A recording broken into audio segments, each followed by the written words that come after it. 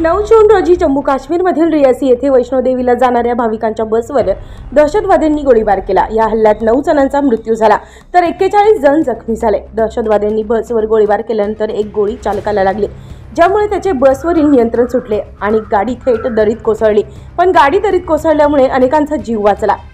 बस दरीत कोसळली नसती तर इतर सर्व लोकांना दहशतवाद्यांनी गोळ्या घातल्या असत्या, असं प्रत्यक्षदर्शींनी सांगितलं।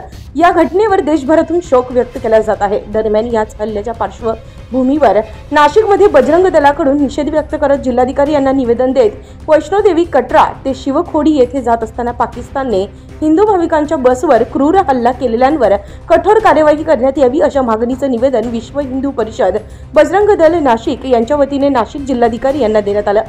तसेच बजरंग दलाने दहशतवादी हल्ल्यात मारल्या गेलेल्या हिंदू यात्रेकरूंना श्रद्धांजली अर्पण केली।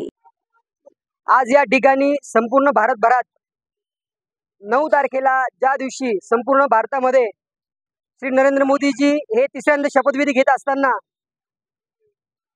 पाकिस्तानने ज्या आपल्या भारतभरात जो आनंदाचं वातावरण होतं त्यामध्ये पाक पुरस्कृत जिहादी इस्लामिक दहशतवाद्यांनी जो कटरा येथील आपल्या हिंदू यात्रेकरूंवरती जो भ्याड हल्ला केला, त्या भ्याड हल्ल्याच्या निषेधार्थ आम्ही विश्व हिंदू परिषद बजरंग दलाच्या माध्यमातून संपूर्ण देशभरामध्ये आज आंदोलन करण्यात येत आहे।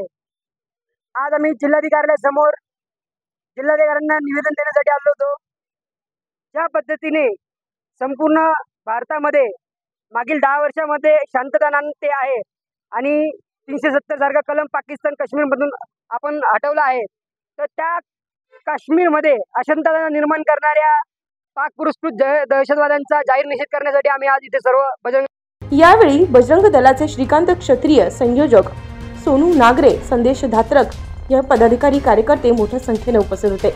उत्तर महाराष्ट्र न्यूज नेटवर्कसाठी ब्युरो रिपोर्ट, नाशिक।